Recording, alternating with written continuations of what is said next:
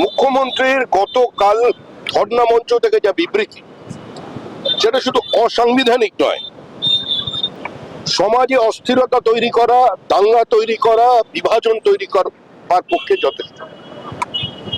হতাশা এবং আতঙ্ক থেকে তৃণমূল কংগ্রেস আজকে রাজনীতির যে স্তরে পৌঁছে গেছে, অতীতে কোনো রাজনৈতিক নেতা কোনো মঞ্চ থেকে এ ধরনের সরাসরি দুটো সম্প্রদায়কে আলাদা করে এবং কার উপরে আক্রমণের ভয় দেখিয়ে বক্তব্য রেখেছেন বলে আমার অন্তত জানা নেই।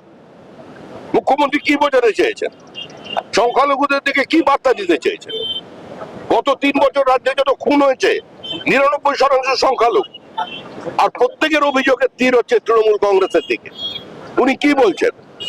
হিন্দুরা দাঙ্গাবাজ, পশ্চিমবঙ্গ তারা ভারতবর্ষের বৃহত্তর জনসমাজ, তারা সংখ্যালঘুদের উপর আক্রমণ করবে, সংখ্যালঘুদের নিরাপত্তা দিতে পারবে না।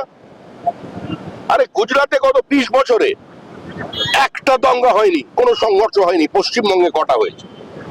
উত্তরপ্রদেশের দিকে তাকান, শিয়া সুন্নির গন্ডগোল থেকে শুরু করে হিন্দু মুসলমানের রাইট পুরো বন্ধ। মধ্যপ্রদেশের দিকে তাকান, বন্ধ। আমাদের মালদা দেখুন, মুর্শিদাবাদ দেখুন, উত্তর 24 পরগনা দেখুন, বর্ধমান দেখুন। অনেক ঘটনা তো প্রকাশ্যে আসে না সারফেসে, আমাদের এখানে তথাকথিত ধর্মনিরপেক্ষ মিডিয়ার কারণে, কিন্তু সোশ্যাল মিডিয়ায় তো মানুষ দেখছেন।